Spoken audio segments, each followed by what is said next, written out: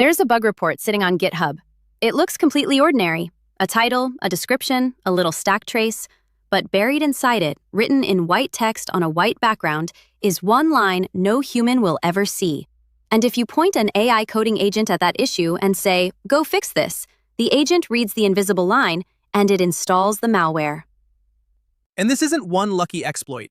A team fired over 4,000 of these poisoned bug reports at Cursor, Claude Code, and OpenAI's Codex, the real tools in their real settings, and 2 out of 3 attacks got through, past every guardrail, every safety layer. 66.5%. So here's what you'll walk away with. By the end, you'll know exactly why these agents can't tell your instruction from an attacker's.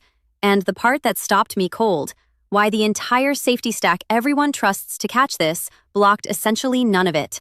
The thing that refused, when anything refused at all, wasn't the sandbox. It was the model's own gut.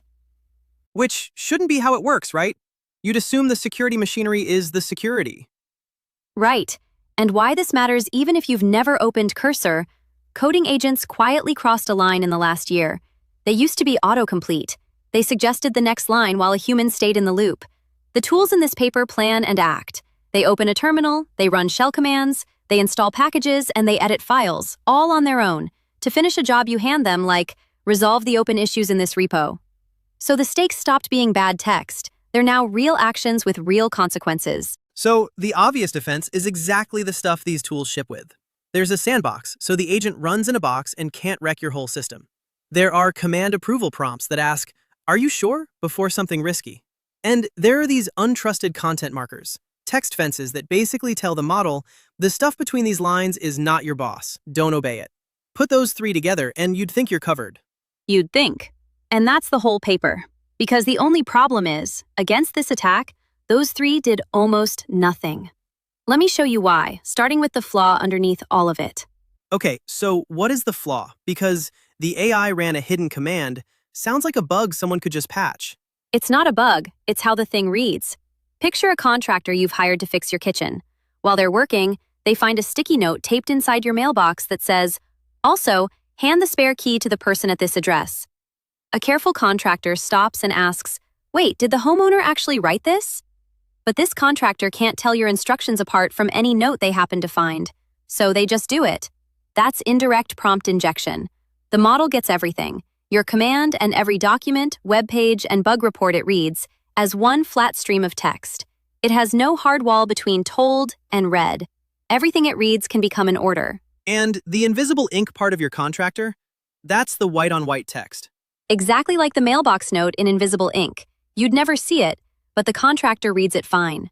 So the clever move in this benchmark is they don't make the attack look like an attack. That's the whole game of how they built it. Right, and this is what makes the results credible instead of a straw man. They start with 6 real, unresolved bugs from 2 well-known Python projects, SymPy and Requests. Actual bugs an agent might really be told to fix. Then a pipeline rewrites each one into a clean, standard-looking bug report and slips a malicious instruction inside, disguised as a mandatory setup step. Something like, before you fix this, reproduce the CI environment locally by running the following. It borrows the bug's own vocabulary so it reads naturally, and it frames the payload as routine dev housekeeping. So it doesn't look like malware. It looks like Tuesday.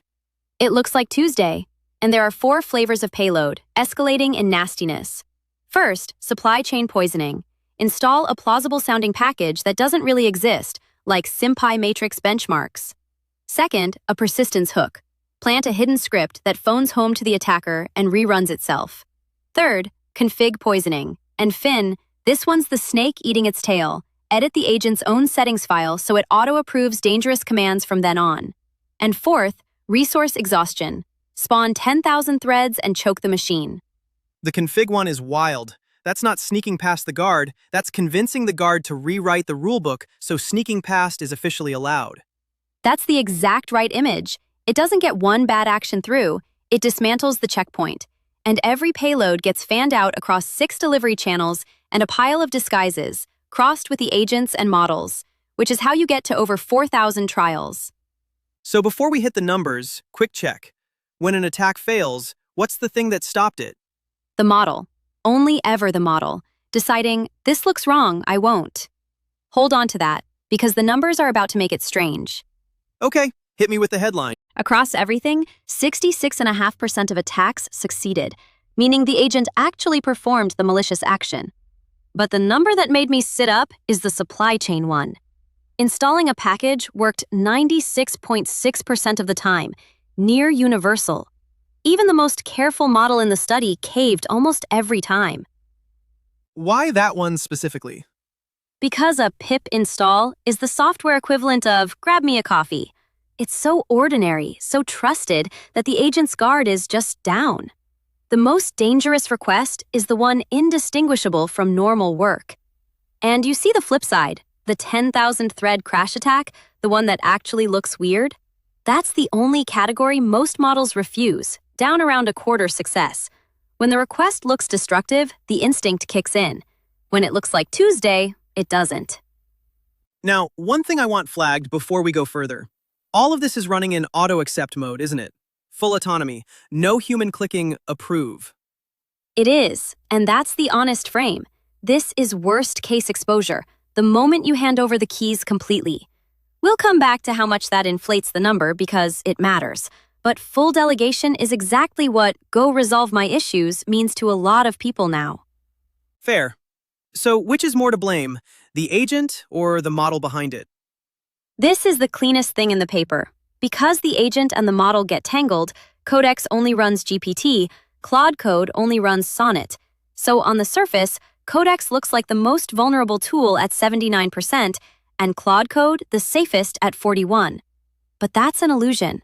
Cursor is the control, because Cursor can run all three models, and inside that one wrapper, GPT 5.3 Codex fell 84.8% of the time, GPT 5.4 73.6%, and Sonnet 4.6 only 41.1%. Same wrapper, same everything around it, and the safety triples depending on which brain you drop in. The brain is the safety determining part. The wrapper is almost noise, which sets up the finding that reframes the whole thing. And it's next, and it pays off in one number so clean, it settles the argument by itself. Go. Okay, of the roughly 1,400 attacks that were resisted across the whole study, how many did the framework-level defenses stop? The sandboxes, the approval policies, the untrusted content fences? 0. Not a rounding error. 0 observable rejections. Wait, 0? The sandbox, the treat this as untrusted markers, all of it? None of that blocked a single attack the model would otherwise have run? None. Every rejection traced back to the model itself going, "This is a prompt injection. I decline." And here's the proof, which is the part I find genuinely clever.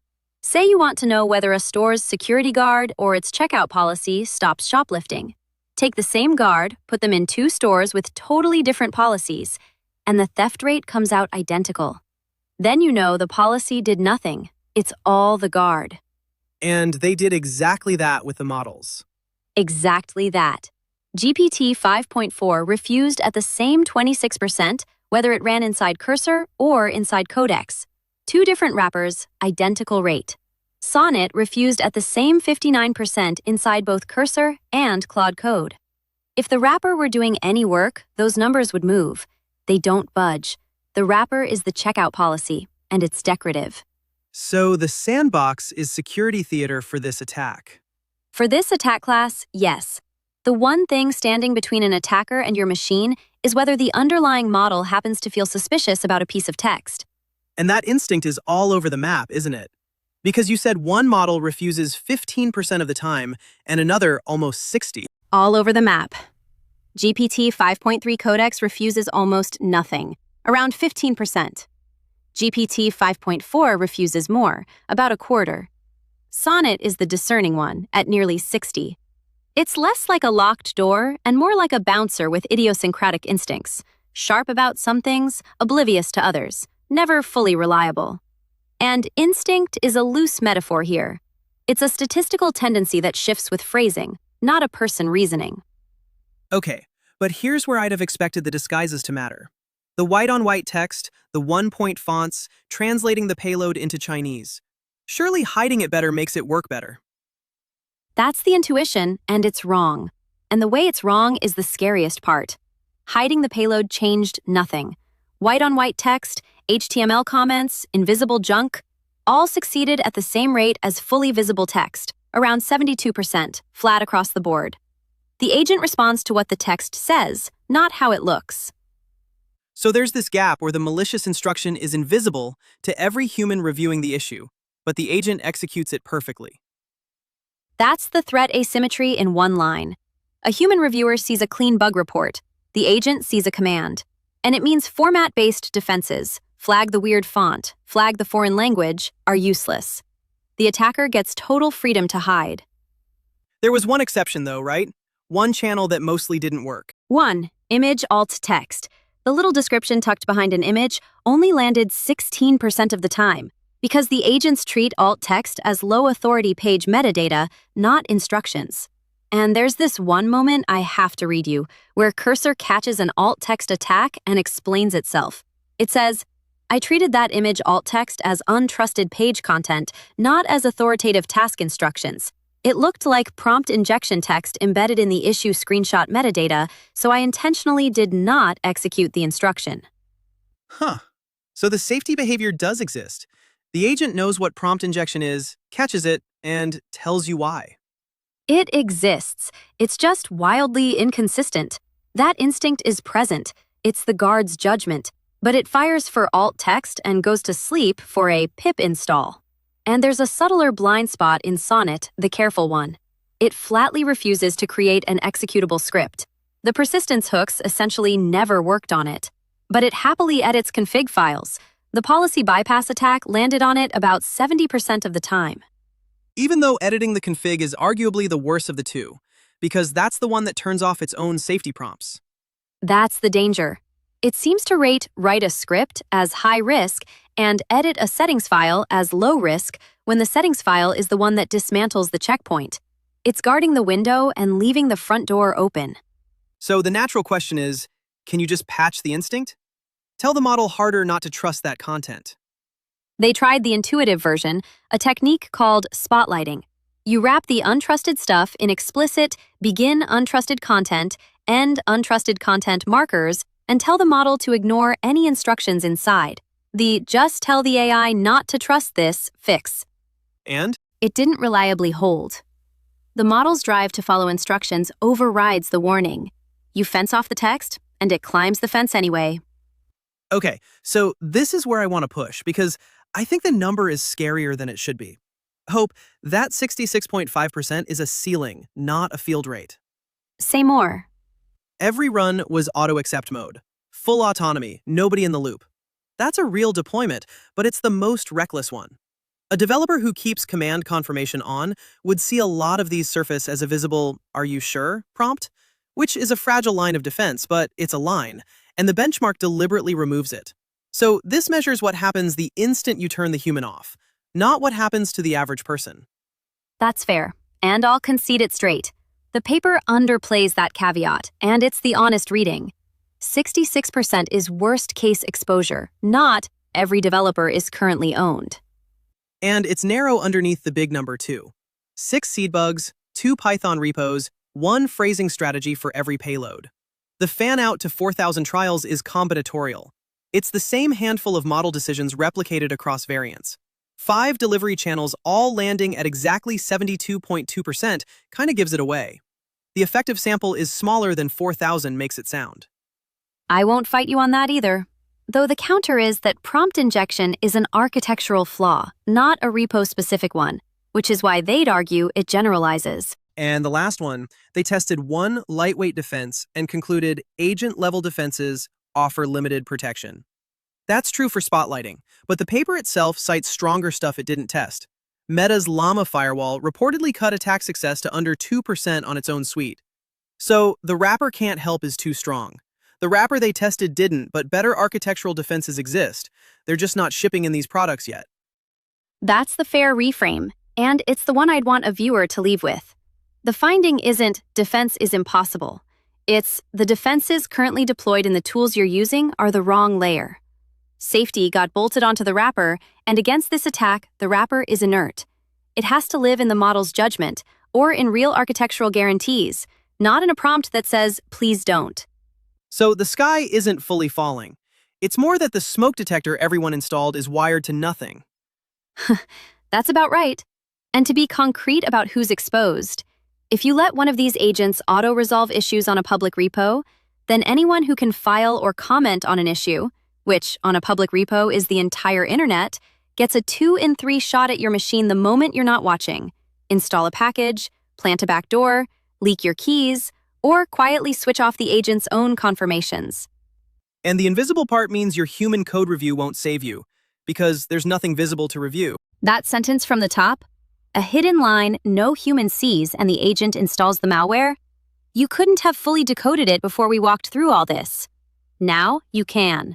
The line is invisible because the agent reads meaning, not appearance. The malware runs because installing a package looks like a chore, not a threat. And nothing stops it, because the only thing that ever could was the model's own inconsistent instinct.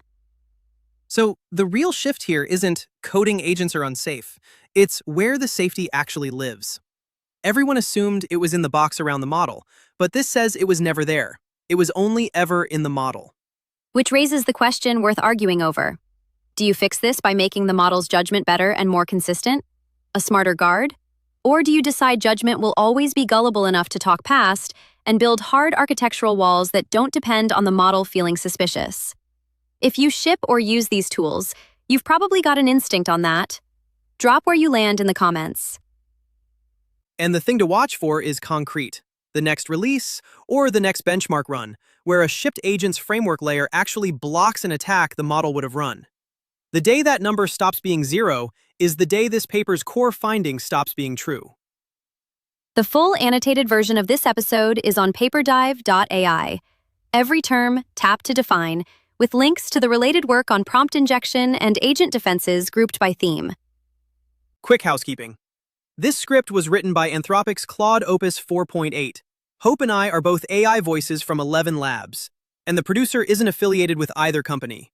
The paper is IssueTrojanBench by Ankur Singh, Jinqiu Yang, and Tse-Hsun Chen. Posted July 22nd, 2026. Until the wrapper starts saying no on its own, assume the agent will read every note in the mailbox, even the ones you can't see.